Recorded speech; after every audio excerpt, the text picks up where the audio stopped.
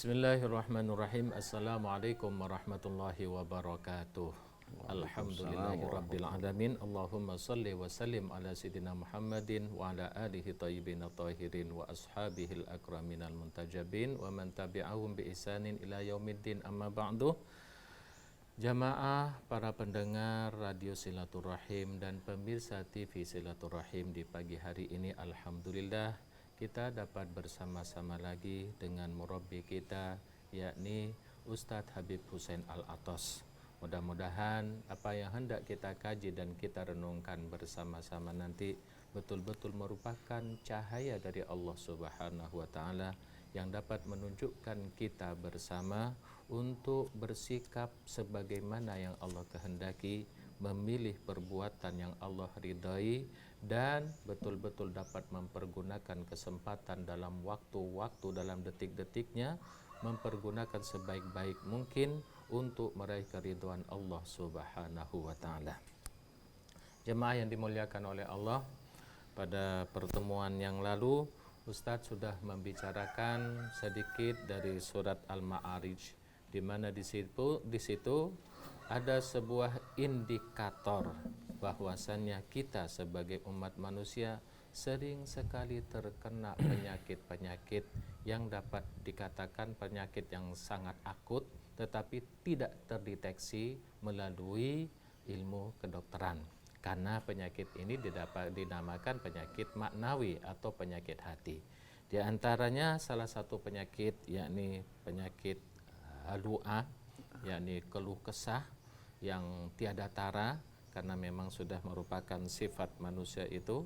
Apabila dia manusia itu dikenakan sedikit bencana ataupun ujian, selalu berkeluh kesah, dan tatkala dikenakan, ditimpa atau dianugerahi oleh Allah Subhanahu wa Ta'ala dengan kelebihan, maka dia menjadi kikir dan pelit. Beraneka macam penyakit yang mungkin tidak terhitung karena kita tidak pernah menyadari dan tidak merenungkan bersama, tetapi penyakit ini betul-betul menjangkiti kita bersama. Ironisnya kita tidak merasakan bahwa diri kita sedang kena penyakit. Ya Ustadz, penyakit-penyakit yang Allah sebutkan di dalam Al-Quran ini kan banyak sekali. Lalu apakah Allah tidak menjelaskan bagaimana solusi dari penyakit-penyakit itu sendiri? Karena yang sebagaimana kita pahami bahwa Al-Quran ini merupakan guidance yang sangat lengkap sekali, panduan dan neraca serta cahaya yang sangat terang sekali. Tentunya kalau Allah menyebutkan indikator penyakit-penyakit itu, tentunya tertuang juga beraneka macam obatnya di dalam Al-Quranul Karim. Maka insya Allah kita renungkan bersama. Mohon dibuka dadanya seluas-luasnya tanpa kecongkakan dan kesombongan. Mudah-mudahan dengan kita mendengarkan bersama dapat pencerahan dari Allah, bimbingannya, sehingga kita betul-betul pandai menyikapi dan menyadari suatu penyakit yang ada pada diri kita. Penyakit itu padahal akut sekali, tetapi kita tidak menyadarinya. Falyatafaddal Ustaz. A'udzu billahi minasyaitonir rajim. Bismillahirrahmanirrahim. Alhamdulillahi hamdan katsiran tayyiban mubarakan fi kama yuhibbu rabbuna wa yarda. Allahumma salli wa sallim wa barik ala abdika wa rasulika sayyidina wa nabiyyina Muhammadin wa alihi wa sahbihi wa sallim. Subhanaka la ilma lana illa ma 'allamtana innaka antal alimul hakim wa la haula wa la quwwata illa billahil aliyyil azim.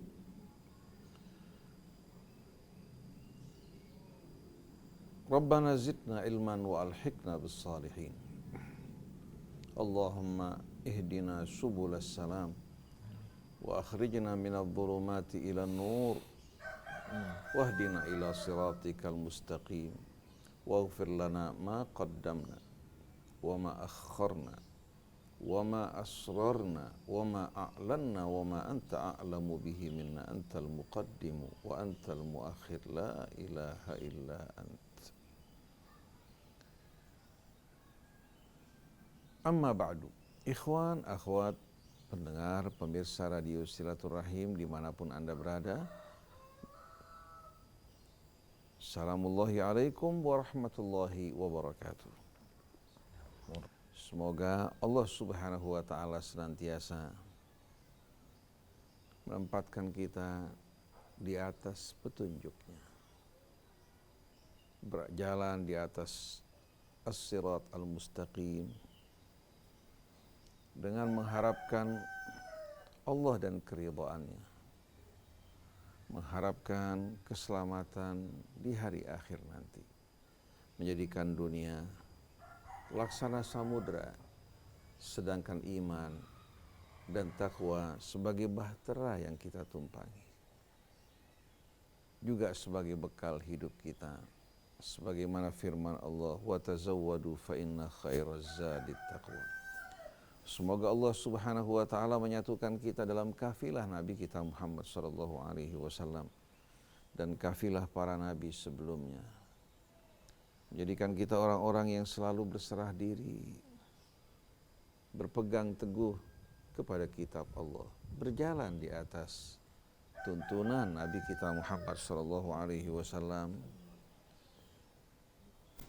bekerja, beramal untuk melayani kaum muslimin, mengajak umat manusia untuk kembali kepada Allah dan kebenaran yang Allah tunjukkan. Allah subhanahu wa ta'ala bersihkan jiwa kita dari kebencian, kesombongan. Allah subhanahu wa ta'ala jadikan jiwa kita jiwa yang benar-benar dalam keadaan mutmainnah, hingga layak untuk mendapatkan panggilan Allah. Ya ayyatuhan nafsul mutmainnah irji'i ila rabbiki radiyatan mardiyah. Juga kita memohon kepada Allah untuk mengampuni dosa kedua orang tua kita, guru-guru kita, dan seluruh kaum muslimin yang telah mendahului kita dengan keimanan. Begitu pula seluruh kaum muslimin yang masih hidup bersama kita di atas muka bumi ini, dan juga kaum muslimin yang akan datang. Kita berharap mudah-mudahan Allah subhanahu wa ta'ala satukan kita semua dalam iman dan Islam. Jadikan kita hamba-hamba yang memiliki kesadaran yang amat tinggi, yang betul-betul mensyukuri nikmat-nikmat Allah dan bersabar di saat menghadapi cobaan. Pada pagi hari ini insya Allah kita masih akan melanjutkan kajian dan renungan kita di seputar suratul Ma'arij.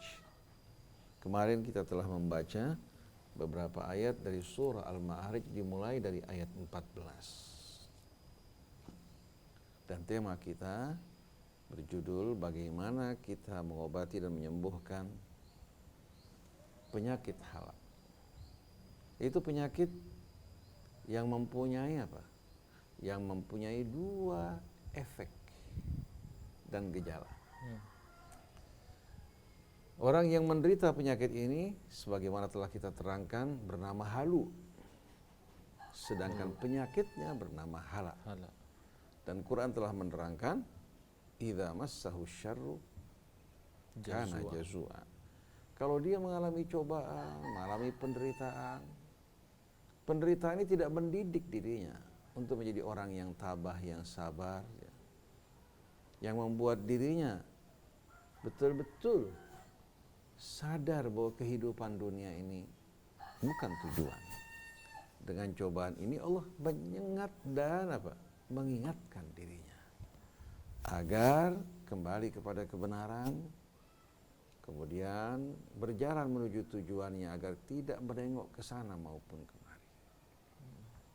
Karena begitu dia meninggalkan jalan tersebut, dia akan terombang-ambing di tengah-tengah kebingungan dan mudah terkena sasaran penyakit yang bermacam-macam, termasuk diantaranya penyakit halak dan penyakit-penyakit jiwa yang lain seperti schizofrenia, termasuk juga apa yang dialami oleh mereka yang paranoid, psikopat, akhirnya melahirkan gangguan insomnia, tidak dapat tidur, bukan hanya sehari, sampai berhari-hari tidak dapat tidur, hingga mengakibatkan akhirnya kondisi jiwanya semakin hari semakin rapuh dan dia kehilangan kendali dirinya. Semua ini disebabkan karena jiwa-jiwa ini keluar dari jalan Allah Subhanahu wa taala.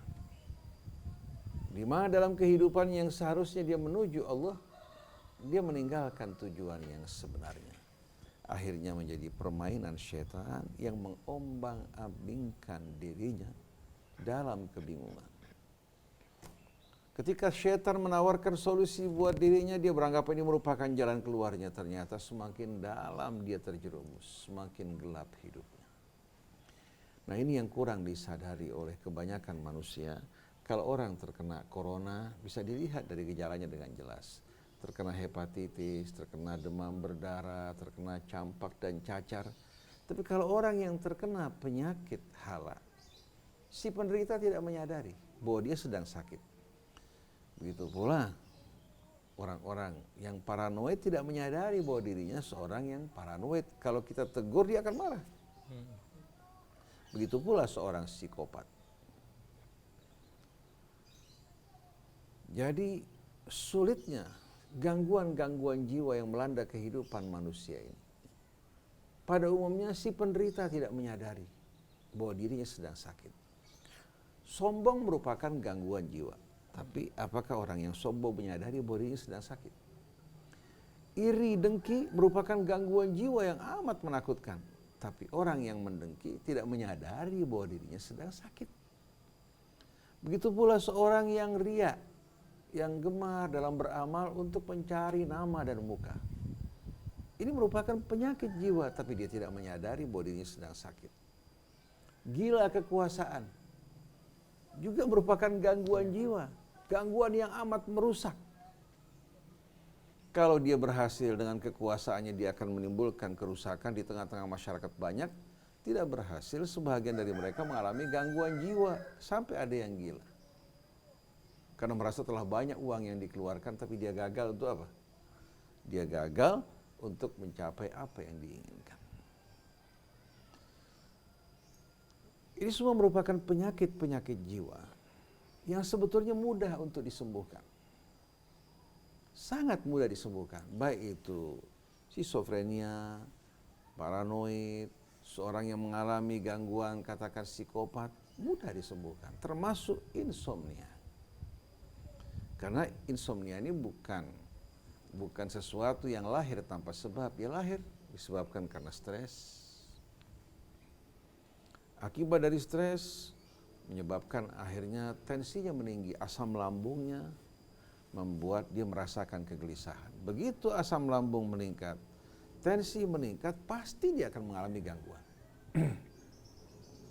Dokter memberikan pengobatan dengan menurunkan tensinya melalui obat-obat penurun tensi. Tapi pengobatan ini pengobatan yang tidak bersifat tuntas karena penyebabnya tidak apa? Penyebabnya tidak diobati. Dia hanya mengobati gejalanya seperti orang yang demam diberikan obat penurun panas. Orang yang sakit di badannya merasakan derita diberikan obat penghilang rasa sakit tanpa dilihat penyebabnya. Akhirnya lama-kelamaan penyakit tersebut semakin apa? Semakin parah. Oleh karena itu, kalau seandainya tensinya ditimbulkan, hipertensi ditimbulkan oleh gangguan lambung ditimbulkan oleh stres, maka stresnya harus diobati. Dan setiap manusia yang stres, baik disebabkan karena menyangkut soal ekonomi, menyangkut soal pekerjaan di luar, atau menyangkut soal istri dan anaknya, temukan di balik semua ini adalah cara hidup yang tidak benar. Hati yang lengah dari Allah Subhanahu wa ta'ala. Karena Allah berfirman dalam Al-Quran, alladzina amanu wa tatma'innu qulubuhum bidzikrillah, ala bidzikrillahi tatma'innul qulub. Orang yang beriman, Allah Subhanahu wa ta'ala jadikan kalbu-kalbu mereka dalam keadaan tenang. Ketahuilah, hanya dengan mengingat Allah Subhanahu wa ta'ala, hanya dengan meresapi kebesaran dan keagungannya, hanya dengan menjalankan ibadah kepadanya seperti sholat, melaksanakan sholat yang wajib, bangun di waktu malam, berdoa, memohon kepadanya, berserah diri dengan tulus kepadanya, yang akan membuat apa? Kalbu manusia dalam keadaan tenang. Kalbu dalam bahasa Arab melahirkan kata kerja qalaba yaqlibu qalban. Juga taqallaba yataqallabu taqalluban. Qalaba yaqlibu artinya membalik. Kalau taqallaba yataqallabu yang artinya apa? Bolak-balik yang tidak menetap. Nah, kalbu seseorang secara anatomi jantungnya, dia terus berdenyut. Terus memompa apa? Darah ke seluruh tubuhnya. Begitu juga kalbu maknawinya, bukan anatominya, adalah hati. kalbunya atau yang biasa diungkapkan dalam bahasa kita hatinya, di mana sentral dari seluruh perasaannya juga tidak menetap, terkadang senang, terkadang susah, terkadang lapang, terkadang sempit, terkadang ceria, terkadang bermuram durja. Jadi kalbu seseorang tidak dalam keadaan tetap, apalagi dengan adanya beban-beban yang mengganggunya, seperti problema ekonomi, problema rumah tangga, kemudian kesulitan yang dihadapi di pekerjaan, kemudian dia melakukan cara-cara yang tidak benar yang mengakibatkan akhirnya problemnya semakin parah. Seperti orang yang terdesak ekonominya, akhirnya ditawarkan untuk melakukan tindakan korupsi. Akhirnya perbuatan ini menambah kegelisahan hatinya. Belum lagi kalau sampai terungkap perbuatannya. Begitu juga orang mengalami problema bersama istrinya. Dia merasakan istrinya betul-betul tidak apa? Tidak memberikan ketenangan, bahkan dia tidak dapat berhubungan baik dengan istrinya. Di tempat pekerjaan bertemu dengan teman-teman yang serupa, akhirnya menjalankan hubungan yang diharapkan Allah, menimbulkan keresahan, kegelisahan. Sebagian lagi menuju rumah pelacuran, akhirnya menimbulkan penyakit baik fisik maupun penyakit yang merongrong jiwanya. Oleh karena itu, apabila seorang mengalami gangguan jiwa dari salah satu penyakit ini, satu-satunya obatnya adalah kembali kepada Allah dan mengembalikan orang yang menderita ini kepada Allah melalui tata cara yang Allah Subhanahu wa taala tunjukkan dalam surah Al-Ma'arij ini, ya, hingga membuat hatinya betul-betul dapat berserah diri kepada Allah secara tulus, menggantungkan harap dan takutnya kepada Allah hingga terlepas dari berbagai macam belenggu-belenggu yang membuat jiwanya dalam keadaan kusut. Nah, berbicara penyakitnya Ustaz, kan kita punya banyak ahli, banyak spesialis, ada spesialis jiwa dan beraneka macam spesialis. Ada psikolog, ada psikiatri dan macam-macam. Nah, yang kita garap itu di mananya Ustaz? Bukan mencapai inti dari permasalahan penyakit itu, apakah kita cuma menggarap di ujungnya saja penyakit-penyakit itu yang digarap para spesialis ini Ustaz? Kalau agama jelas tadi uraiannya adalah menyentuh kepada yang sangat esensi dari penyakit itu, dari akar dari penyakit itu. Sementara yang kita asumsikan dan banyak masyarakat asumsikan ya penyakit itu ya hanya bisa diberesi oleh dokter saja Ustaz, spesialis dokter itu. Gitu. Kalau kita berbicara mengenai apa yang dilakukan oleh psikolog, oleh dokter-dokter psikiatri juga dalam mengobati gangguan jiwa, ada yang mempergunakan obat-obatan, ada yang mempergunakan suntikan untuk memberikan penenang. Pertanyaannya, apakah obat-obatan ini menghilangkan akar penyakitnya, apa hanya sekedar apa? Sekedar menenangkan. Kalau penyakit ini kembali kepada apa? Kepada gangguan-gangguan anatomi katakan. Ada gangguan katakan umpamanya akibat dari benturan di kepala, ya, hingga mengganggu sebagian fungsi syarafnya, akhirnya terkadang menimbulkan koslet. Obat-obatan ya, dapat apa? Menenangkan. Dapat paling tidak menjadi solusi buat itu. Tetapi kita tahu bahwasannya stres merupakan salah satu pemicu yang paling apa? Banyak memicu apa? memicu penyakit tersebut. Walaupun diberikan obat kalau jiwanya dalam keadaan stres. Akhirnya orang tersebut mirip dengan mayat hidup. Mirip dengan mayat hidup. Tapi seandainya hatinya ditenteramkan, ditenangkan, ini akan membantu dirinya untuk membuat apa? Membuat penyakit tersebut insya Allah tidak akan sering muncul. Bahkan diharapkan untuk tidak muncul sama sekali. Jadi pengobatan dokter ya yang mengobati katakan gangguan-gangguan yang kembali kepada apa? Kepada syarafnya. Nah kemudian bagaimana terapi rohani yang diajarkan Al-Quran untuk menenteramkan hatinya. Karena orang yang tidak sakit, begitu mengalami gangguan jiwa akibat stres, muncul penyakit yang bermacam-macam. Seperti orang yang tadinya tidak ada hipertensi. Begitu dia stres, muncul hipertensi. Betul. Tidak ada gula, tetap muncul gulanya. Terkadang gulanya drop. Begitu juga, tidak ada gangguan jantung, tapi akibat stres mendadak apa? Terjadi apa?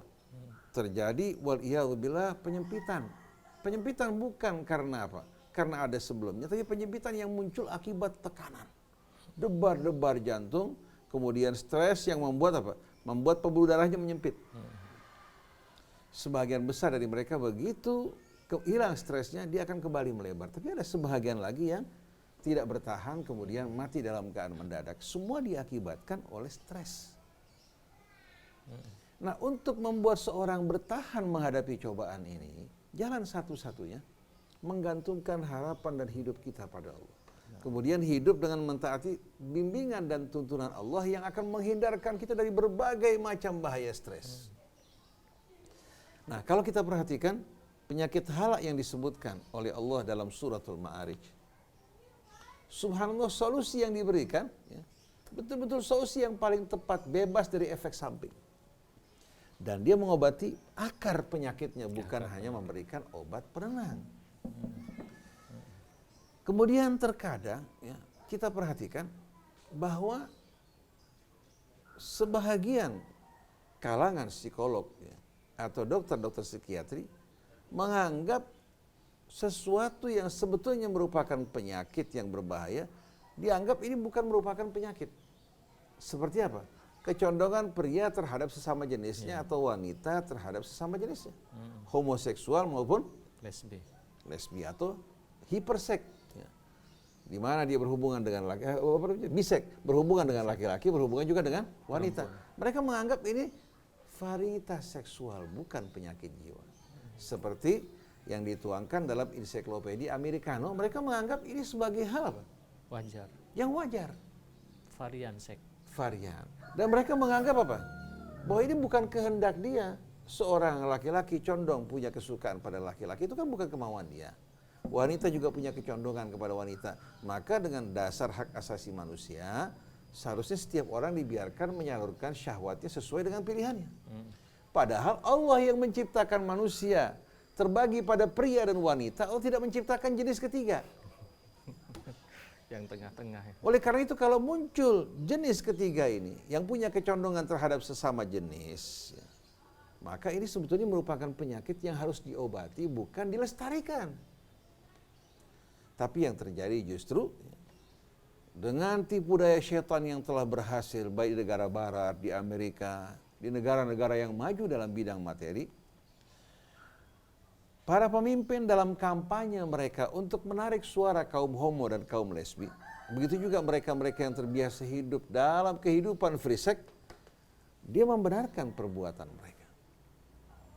Ini yang kita jumpai. Jadi akhirnya bagaimana mungkin seorang akan sakit kalau seandainya dia tidak menyadari bahwa itu yang ada padanya merupakan penyakit. Dia sakit, tapi dia merasa dirinya paling sehat. Bagaimana mungkin dia akan bisa diobati? Oleh karena itu, pertama kita harus menyadari bahwa ini penyakit. Setelah itu kita mencari obat yang sesuai. Karena Rasulullah mengatakan apabila obat yang tepat mengenai penyakit, maka penyakitnya akan sembuh. Nah, Al-Quran ini, Allah Subhanahu wa Ta'ala turunkan untuk memperbaiki jiwa manusia, bukan mengajarkan manusia untuk membuat kendaraan bermotor. Tapi Al-Quran mendidik manusia yang diberikan ilmu oleh Allah Subhanahu wa Ta'ala dan pengetahuan yang begitu luas untuk memanfaatkan ilmunya secara benar dan baik. Dan ini membutuhkan jiwa-jiwa yang sehat. Jiwa yang sakit, di saat dia memiliki ilmu, dia akan merusak dengan ilmunya. Oleh karena itu, pejabat-pejabat yang berdasi, yang tamat dari Amerika, yang tamat dari Inggris, yang tamat dari perguruan tinggi yang bergengsi, mereka bukan orang bodoh. Tapi yang melakukan tindakan korupsi mereka, yang menjual kehormatan bangsa mereka, dibandingkan dengan pencuri-pencuri ayam, efek buruk yang ditimbulkan oleh mereka penjahat-penjahat berdasi ini jauh lebih besar. Pencuri ayam paling hanya merugikan 1-2 orang. Sedangkan para pejabat-pejabat yang korup, yang berpendidikan tinggi, tapi yang sakit jiwanya, mereka bisa menjerumuskan bangsa menuju kehancuran. Sebentar Ustadz, itu penyakit tentang lesbi atau homo yang disingkat dengan LGBT. Bukankah ini di Indonesia diperjuangkan Ustadz supaya mendapatkan ranah hukum? Yeah. Dan para aktivisnya itu bukan orang-orang bodoh Ustadz. Banyak profesor, banyak doktor yang memang mendukung bagaimana supaya mendapatkan ranah hukumnya Ustadz. Nah jadi kita bagaimana untuk membentengi dan apalagi menyembuhkan si sakit ini kalau misalkan yang profesor sendiri juga sakit jiwanya?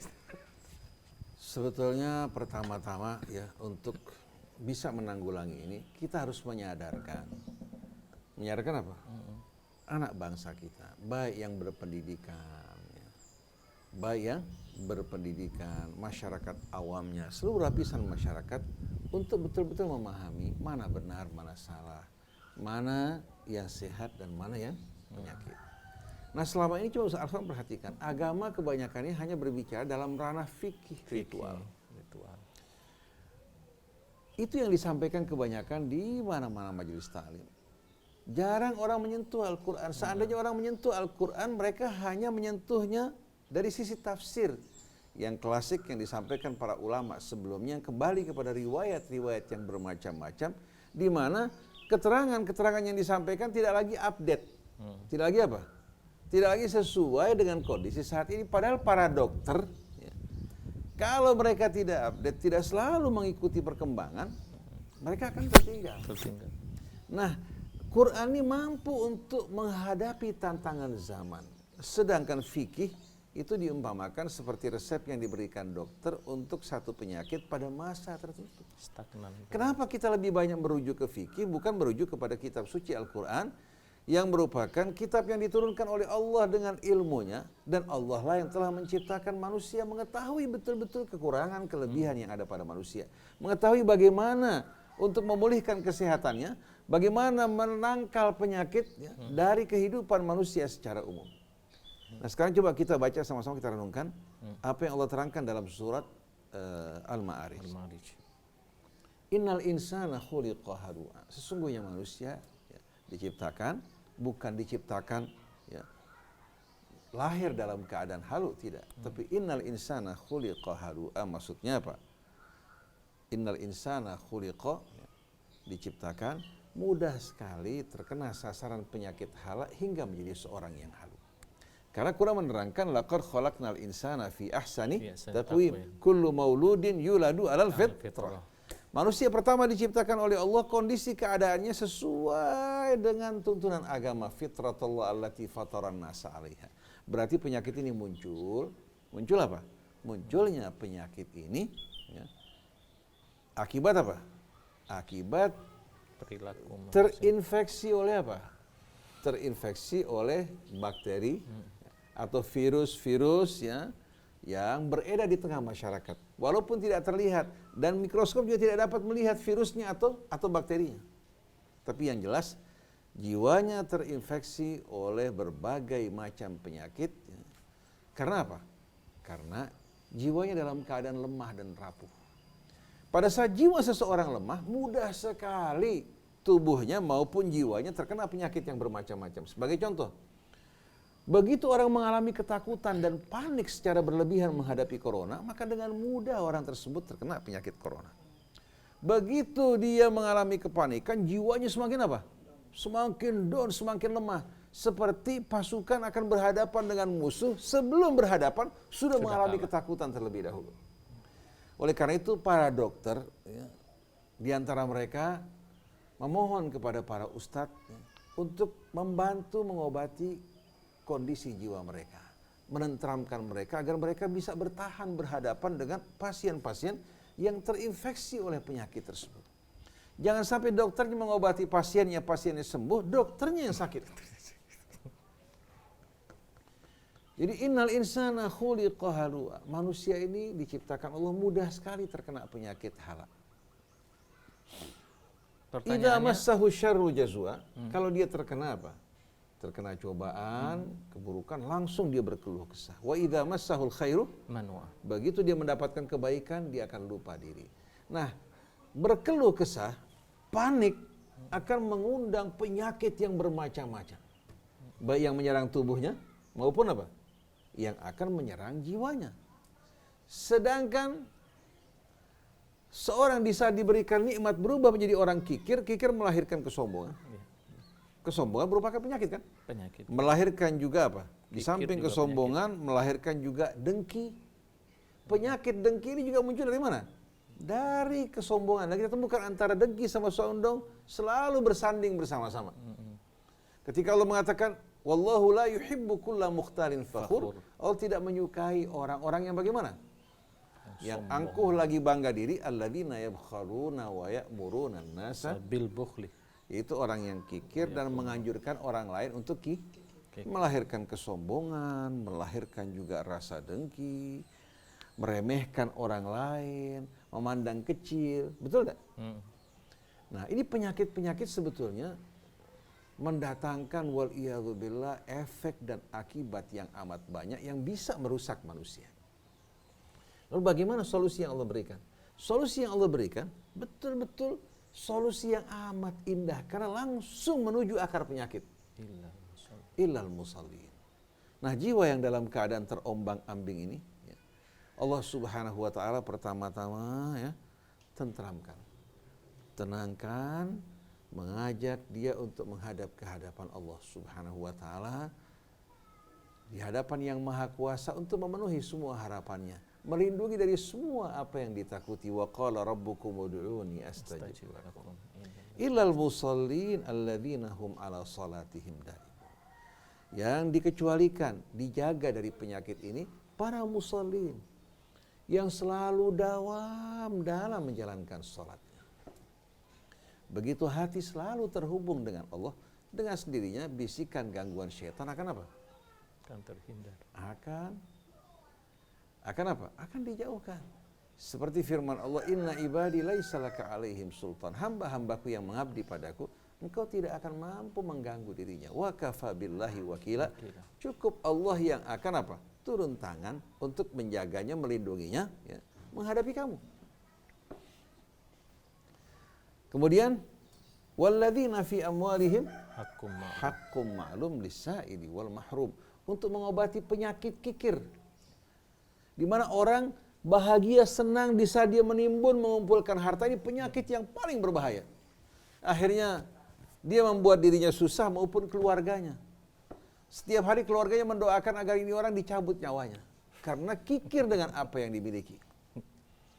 Jadi illal musallin alladzina hum ala salatihim daimun walladzina fi amwalihim haqqum ma'lum lis-sa'ili wal mahrum, dan mereka-mereka yang pada harta mereka tanpa diperintahkan dia selalu menyisihkan jatah untuk mereka-mereka yang datang meminta, atau orang-orang yang susah malu untuk menyatakan kebutuhan mereka. Inilah yang dikatakan mahrum dan miskin. Nah, seorang baru dikatakan sembuh dari penyakit kikir tadi, kalau sudah mulai apa? Sudah mulai hatinya merasa gembira, bahagia pada saat dia memberi. Kalau datang orang meminta kepadanya, dia bersusah hati kalau tidak mampu untuk membantu. Tapi di saat orang minta bantuan, ya, kemudian dia mampu memberi, dia merasakan kebahagiaan dia luar biasa. Dia bisa berbagi kebahagiaan untuk orang lain. Di saat dia mendapatkan keuntungan, dia mulai berpikir, siapa yang kira-kira butuh bantuan saya? Dia mulai mencari ke sana kemari. Bukan berpikir untuk pergi ke Bali, ke Hong Kong, pergi berkunjung ke Eropa, atau berlibur ke sana maupun kemari. Tapi dalam benak dia, siapa orang-orang yang membutuhkan kelebihan yang Allah berikan buat saya? Kalau orang sudah merasakan hal ini, berbahagia pada saat memberi, dan hatinya hanya berharap pada Allah, ini orang yang jiwanya sehat, sembuh dari penyakit. Wa idza massahul khairu manua. Illal musallin alladzina hum ala salatihim daimun walladzina fi amwalihim haqqum ma'lum lis-sa'ili wal mahrum. Dan kita lihat dalam ayat ini yang turun di Mekah tidak menyebutkan 2,5% atau 5% atau 10%. Tapi apa? Dia menyisihkan sebahagian untuk dirinya sama keluarganya, sebahagian kelebihannya untuk bekal akhiratnya dan membahagiakan orang lain. Bersyukur atas apa yang Allah berikan kepadanya. Kemudian yang ketiga, walladzina yusaddiquna biyaumiddin. Itu mereka-mereka bukan hanya percaya kepada hari pembalasan, tapi yakin dan beriman, kemudian keimanannya dibuktikan melalui sikap dan perbuatannya. Di mana ucapannya, sepak terjangnya, semua betul-betul apa? Selalu mengawasi hari pembalasan. Ini kata saddaqa yusaddiqu amat indah. Al-iman ma waqara fil qalbi wa saddaqahul amal. Iman yang menetap di hati dan dibuktikan melalui amal. Tapi kalau amal kita tidak sesuai dengan apa yang kita yakini, maka itu bukan iman, itu baru percaya. Iblis percaya kepada Allah, percaya kepada malaikat, percaya pada surganya maupun nerakanya, bahkan dia lihat langsung. Tapi Allah katakan aba wastakbara wa kana minal kafirin. Karena antara apa yang dipercayai, yang diyakini tidak sesuai dengan perbuatannya. Nah, sumber petaka di tengah-tengah masyarakat manusia kalau kita perhatikan adalah hidup menjadikan dunia sebagai tujuan. Akhirnya akan membuat menghalalkan segala cara. Mengejar jabatan, kekuasaan. Dia beranggapan dengan kekuasaan dia mampu untuk memuaskan hawa nafsunya. Berbuat aniaya, zalim pada orang lain. Dianggap ini merupakan hal yang biasa. Padahal orang ini sebetulnya orang yang amat berbahaya penyakitnya. Tapi di saat seorang hatinya selalu betul-betul mengawasi hari pembalasan. Sebelum dia berkata, sebelum dia berbuat, sebelum dia bersikap, berlaku pada keluarga atau masyarakatnya, dia bertanya apakah ini perbuatan akan menguntungkan saya di hari akhir? Apakah akan merugikan saya? Apakah akan membuat saya dekat dengan Allah atau menjauhkan saya dari Allah? Ini penting sekali untuk dirasakan oleh setiap orang-orang yang beriman. Tapi sayang, sungguh sayang, iman kepada hari akhir dan hari pembalasan hanya sekedar kepercayaan, keyakinan yang tidak dibuktikan, diikuti dengan amal. Hanya ucapan dalam Fatihah kan Maliki Yaumiddin, sesuai juga dengan Yaumuddin. Betul. Setelah itu apa? Walladzina hum min adzabi rabbihim musyfiqun. Dan mereka yang khawatir, takut dari azab Tuhan mereka. Orang bertanya, Ustaz, bukankah Allah mengatakan bahwa orang-orang yang beriman, innalladzina qalu rabbuna Allah tsumma istaqamu fala khaufun alaihim wala hum yahzanun. Tapi kenapa justru Al-Qur'an menyebutkan di sini ciri-ciri orang-orang yang sehat, bersih dari penyakit adalah orang-orang yang khawatir dan takut dari azab Tuhan mereka. Nah, di sini perlu kita membedakan jenis ketakutan. Orang kalau takut dari berbagai macam persoalan dunia, menyangkut ekonomi, menyangkut kehidupan sosial, takut menghadapi ancaman, pasti hatinya bergelisah. Tapi subhanallah, kalau takut kepada Allah justru membuat kita tenang, mendekat kepada Allah, membuat kita berhati-hati untuk tidak melakukan perbuatan-perbuatan yang membuat Allah murka kepada kita. Subhanallah, buahnya rasa aman dan rasa tentram. Begitu air mata kita menetes karena takut pada Allah, hati kita lapang dan plong. Tapi kalau kita takut karena diburu-buru singa, bagaimana perasaan kita? Takut karena diburu-buru debt collector. Takut karena kita berhadapan dengan pelanggaran dan tindakan kriminal, hati kita pasti bergelisah. Takut dari KPK, takut dari kepolisian, takut dari kejaksaan. Tapi kalau takut kepada Allah, memberikan rasa aman di hati kita. Begitu juga cinta bermacam-macam. Ada cinta kepada ayah, cinta kepada ibu, cinta kepada istri, cinta kepada anak. Walaupun kata-katanya sama, tapi berbeda jenisnya. Cinta ayah pada anaknya, begitu pula ibu pada anaknya, beda dengan cinta seorang laki-laki pada istrinya. Walaupun namanya sama, tapi jenisnya berbeda. Cinta seorang ayah ibu pada anaknya, cinta yang penuh pengorbanan. Tapi kalau cinta anak pada kedua orang tuanya, bukan cinta yang penuh pengorbanan, tapi cinta yang mengorbankan. Di mana anak lebih banyak menuntut dari orang tuanya. Kalau tidak mendapatkan perhatian, dia marah pada orang tuanya. Kalau tidak dipenuhi apa yang dia minta, dia menganggap orang tuanya tidak lagi mencintai dirinya. Ini perbedaan cinta ayah ibu pada anak. Anak dengan apa? Cinta seorang suami pada istrinya melindungi, menaungi, memberikan kehangatan. Tapi kalau cinta istri pada suami mengharapkan perlindungan dan kehangatan. Jadi kalau kita perhatikan, walaupun namanya sama, tapi jenisnya berbeda. Cinta persahabatan juga beda. Oleh karena itu, jenis cinta yang bermacam-macam ini tidak membuat hati kita apa? Tidak membuat hati kita penuh. Masing-masing ada serambinya. Jadi jangan khawatir karena cinta pada teman mengabaikan apa? Cinta pada orang tua mengabaikan kecintaan pada istri, tidak. Tidak ada persaingan di antara orang tua, istri dan anak. Masing-masing Allah berikan tempat di hati kita. Oleh karena itu berbahaya sekali kalau seorang wanita menganggap orang tua suami merupakan saingan. Kalau sudah sampai kemari, maka ini merupakan gejala yang tidak sehat. Jadi walladzina hum min adzabi rabbihim musyfiqun, dan mereka yang merasa khawatir dari azab Tuhan mereka. Rasa khawatirnya membuat dia berhati-hati. Hingga dia memiliki rem yang mengerem dirinya dari hal-hal yang tidak baik.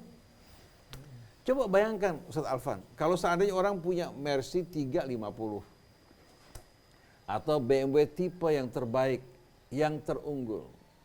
Semua dalam keadaan baik. Interiornya pun sempurna. Tapi tidak ada remnya. Tidak ada remnya. Turun dari puncak. Atau berjalan, katakan apa? Dari Cibubur ke Jakarta.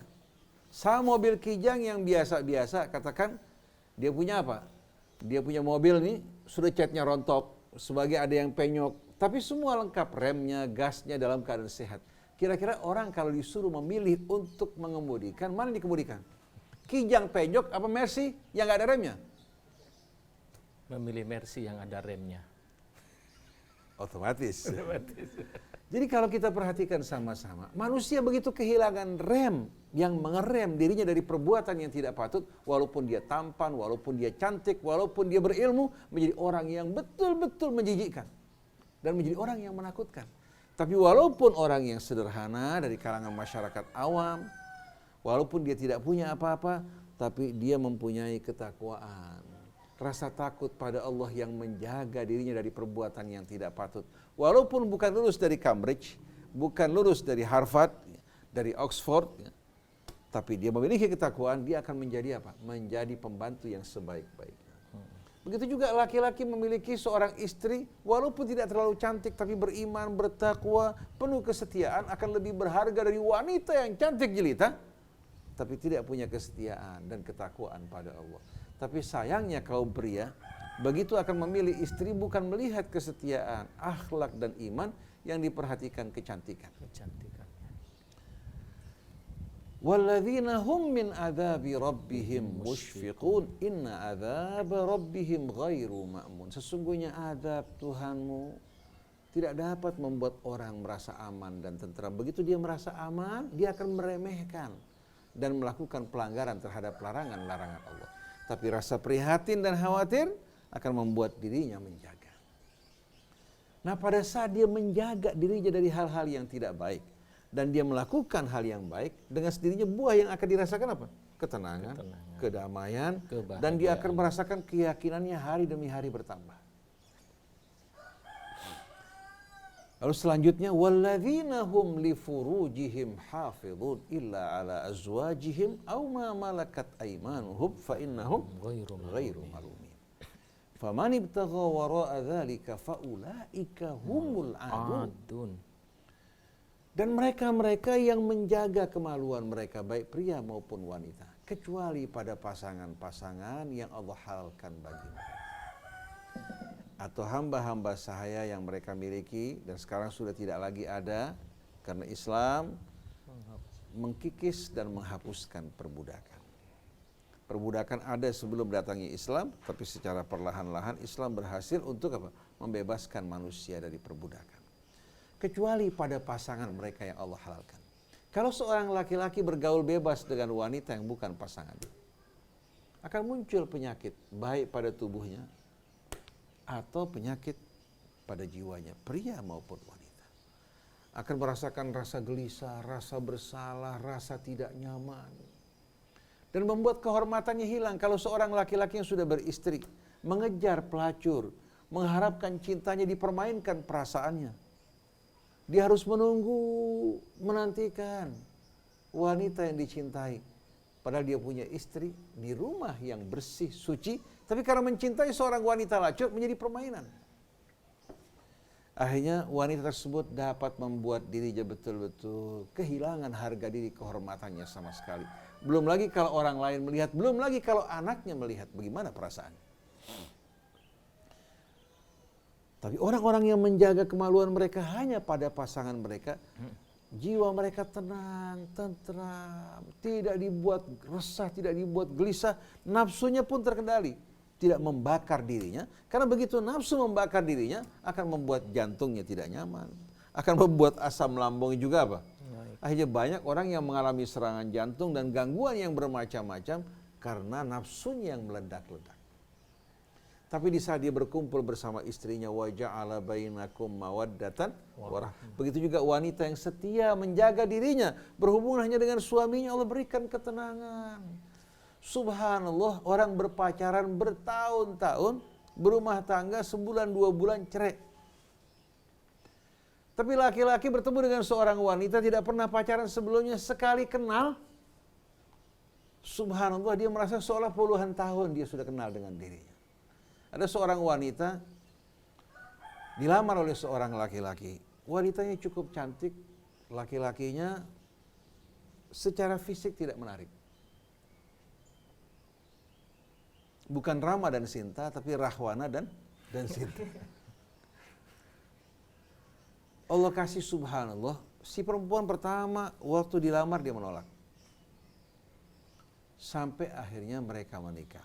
Orang tua melihat ini laki baik-baik, dinikahkan.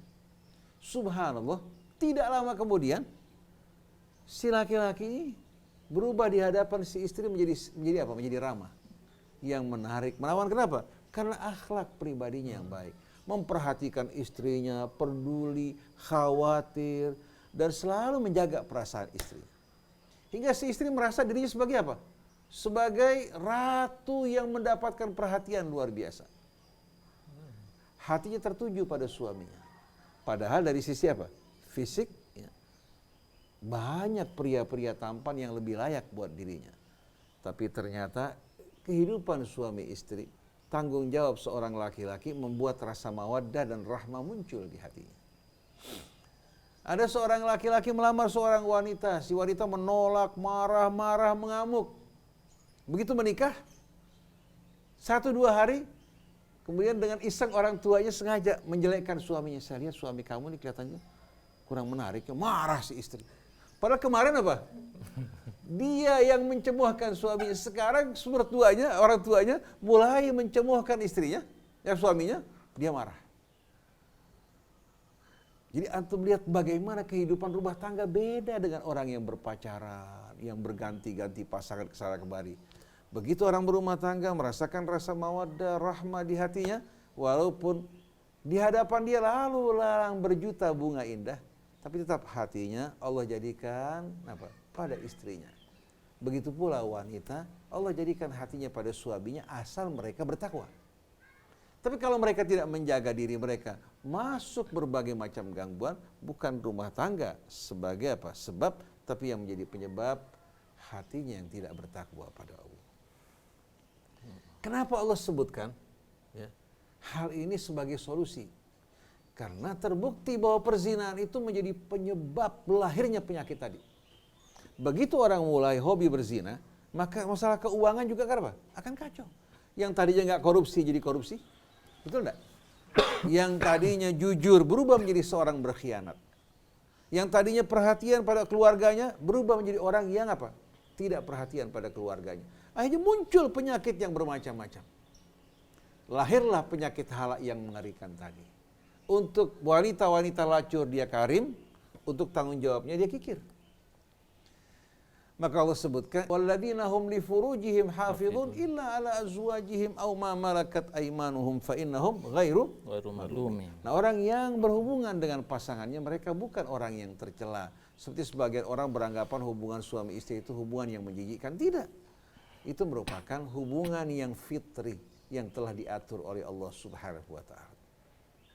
Tapi yang mencari jalan, yang melakukan di luar apa yang Allah tunjukkan tadi, maka mereka orang-orang yang melampaui batas. Begitu dia melampaui batas, akan muncul keresahan, kegelisahan, ketakutan yang menjadi awal dari berbagai macam gangguan jiwa.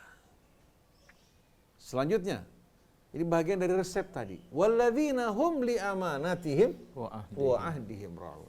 Dan mereka-mereka yang menjaga amanat yang diamanatkan pada mereka dan menepati janji mereka. Ini subhanallah merupakan resep yang amat sempurna. Salah satu sebab orang bergelisah, resah, ketakutan adalah berkhianat terhadap amanat dan tidak menepati janji. Begitu orang berjanji tidak ditepati, hatinya bagaimana? Gelisah. Akhirnya kepercayaan orang akan hilang. Jadi subhanallah, solusi yang Allah berikan ternyata apa? Ternyata betul-betul mengobati akar penyakitnya semua. Sebab-sebab yang menimbulkan penyakit halak ya, dari akar jadi cabut oleh Allah Subhanahu wa taala. Dan mereka-mereka yang menjaga amanat yang diamanatkan kepada mereka, istrinya amanat, anaknya amanat, hartanya amanat, hidupnya amanat yang diamanatkan Allah padanya. Mereka menjaga amanat dan menepati janji. Hingga dengan ini kehidupannya akan damai. Orang percaya kepadanya walaupun gak punya modal. Tapi di saat dia bicara, orang tidak berat sama sekali untuk memberikan dukungan. Saya butuh modal, ada proyek besar, mudah-mudahan kita berbagi keuntungan sama-sama. Dia tidak mengatakan mana jaminannya. Berapa yang kamu butuhkan, tanpa banyak cincong, langsung akan ditransfer. Kenapa? Dia yakin ini orang jujur. Ini orang amanat. Oleh karena itu amanat, kejujuran dan menepati janji itu merupakan barang yang paling mahal di tengah-tengah kehidupan kita saat ini. Tapi walaupun orang pandai, cerdik, berpendidikan tinggi, tapi dia kehilangan amanat, maka orang ini betul-betul akan kehilangan modal yang paling utama. Ada sebuah kisah. Ini kejadian pada seorang wanita kita yang melanjutkan studinya di Perancis. Ternyata dia berhasil meraih gelar PhD dengan apa? Dengan gelar cum laude. Begitu dia kelar dari sekolah, dia mulai mengajukan lamaran di beberapa perusahaan. Begitu mereka menyaksikan hasil ujiannya, dia mengatakan, berikan kabar ya, bagi kami seminggu, kami akan proses, kelihatannya Anda diterima dengan hasil seperti ini. Setelah seminggu, dia datang. Ternyata semua perusahaan yang tadinya menjanjikan untuk menerima dia menolak. Dia bertanya sebabnya kenapa? Dia bilang kami tidak perlu menjelaskan sebabnya. Kami tidak siap untuk menerima Anda. Akhirnya si wanita ini beranggapan bahwa ini ada sentimen terhadap dirinya. Dia melaporkan kepada lembaga bantuan hukum.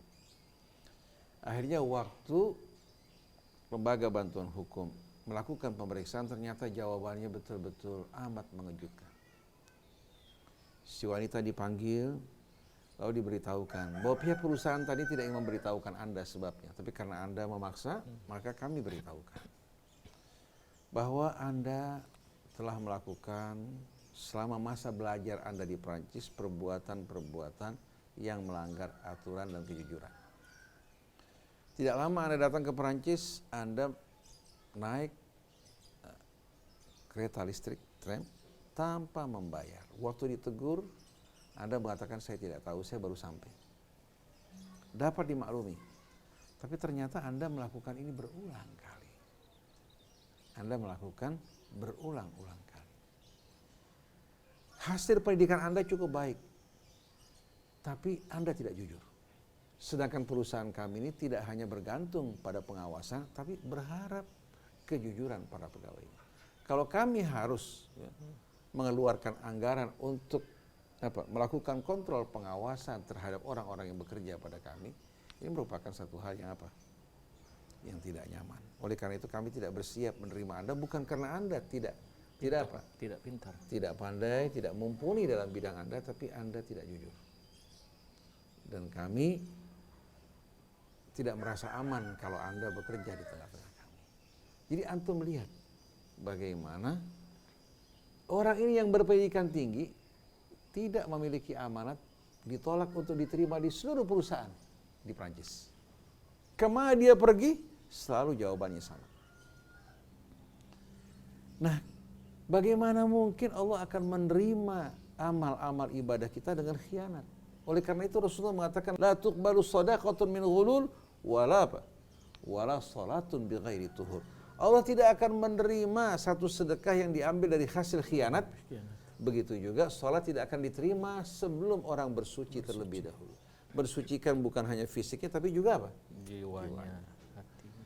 Nah, selanjutnya walladzina hum bisyahadatihim qaimun. Dan mereka apabila diminta kesaksian mereka menyampaikan kesaksian mereka dengan jujur, benar, dan betul-betul berani tegas menyampaikan kesaksian. Pada saat orang tidak lagi berani untuk menyampaikan kesaksian yang benar, maka kebenaran akan hilang, berganti dengan apa? Berganti dengan kerusakan dan kehilangan kepercayaan. Oleh karena itu Allah sebutkan di sini bahwa salah satu sebab yang menimbulkan penyakit halak tadi adalah tidak beraninya orang untuk menyampaikan kesaksian yang benar. Maka Allah sebutkan di sini walladzina hum bisyahadatihim qaimun, dan mereka yang betul-betul apa? Menegakkan kesaksian mereka dengan benar tanpa takut. Kalau hal ini bisa berlangsung, bisa berlaku di tengah masyarakat kita, insya Allah kehidupan masyarakat kita akan aman. Nah, subhanallah, yang terakhir dibuka dengan sholat, ditutup dengan walladzina hum ala sholatihim yuhafizun. Kalau ya pembukaannya walladzina hum ala sholatihim daimun, ya, di mana dia dawam menjaga sholatnya, bukan sehari sholat, sehari enggak sholat, tidak. Kemudian penutupnya walladzina hum ala sholatihim yuhafizun, mereka yang menjaga sholat mereka, baik itu syaratnya, rukunnya, kekhusyuannya dijaga. Kalau dia menjaga, dia cinta sholatnya, maka insya Allah Allah juga akan menyambut dirinya dengan apa? Dengan sambutan yang hangat dan mesra. Nah, orang yang menjaga sholatnya dengan baik secara dawam dan menjaga betul-betul tuntunan sholatnya, baik lahir maupun apa, maupun batinnya, maka orang-orang yang betul-betul berada dalam penjagaan dan perlindungan Allah. Maka jawaban Allah, ulaika fi jannatin mukramun, mereka lah orang-orang yang akan betul-betul menjadi hamba-hamba yang dimuliakan di taman-taman surga. Dalam suratul Mu'minun, permulaan surah juga mirip dengan ini. Dibuka, diawali dengan salat, qad aflahal mu'minun alladzina hum fi salatihim khashi'un, ditutup dengan walladzina hum ala salawatihim yuhafizun. Ulaika humul warithun alladzina yarithuna al-firdausa hum fiha khalidun. Jadi ikhwan akhwat yang dirahmati Allah, perhatikan sama-sama, Allah berikan solusi dan pengobatan ya, dengan resep yang betul-betul mutakamil, komprehensif, yang tidak memiliki side effect, efek samping seperti obat-obatan yang diberikan oleh apa? Oleh sebagian manusia. Terkadang psikolog juga mengira-ngira dalam memberikan nasihat. Tapi kalau yang datang dari Allah merupakan hal yang pasti. Oleh karena itu kita berharap psikolog-psikolog kita ini ya, di samping mempelajari juga disiplin keilmuan mereka juga mempelajari Al-Quran. Mempelajari bimbingan tuntunan Al-Quran yang membimbing kita bagaimana menjaga kesehatan jiwa kita dan juga mengobati dan menyembuhkannya. Jadi resep tadi terdiri pertama menjaga sholat dengan dawam. Yang kedua ya, berbagi dengan kelebihan yang Allah berikan buat kita, menyisihkan jatah untuk mereka-mereka yang meminta, mereka-mereka yang butuh. Yang ketiga, betul-betul meyakini hari pembalasan dan membenarkan, membuktikannya dalam kehidupannya. Yang keempat, rasa khawatir, prihatin terhadap hari akhir hingga membuat dirinya betul-betul berhati-hati dan berjaga-jaga. Yang kelima, menjaga kemaluannya. kecuali pada pasangan yang Allah halalkan, hingga membuat jiwanya damai dan tentram. Yang keenam, menjaga amanat dan menepati janji. Yang ketujuh, menegakkan kesaksian dengan lurus dan benar. Yang terakhir, menjaga sholat dengan sebaik-baiknya. Afwan, itu perbedaan antara daimun yuhafidun. Kalau daim maksudnya betul-betul dia menjaga sholatnya dengan dawam. Tidak sehari sholat, sehari dia mogok sholat katakan subuh, ntar zuhur ditinggalkan, tapi betul-betul menjaga istiqomahan dalam sholat. Sedangkan kalau menjaga mencakup baik itu lahirnya dan batinnya. Karena sholat tanpa diresapi, tanpa dihayati akan berubah menjadi rutinitas yang berat dan hambar. Tapi di saat kita sholat, kita merasakan kita berkomunikasi dengan Allah, beda rasanya.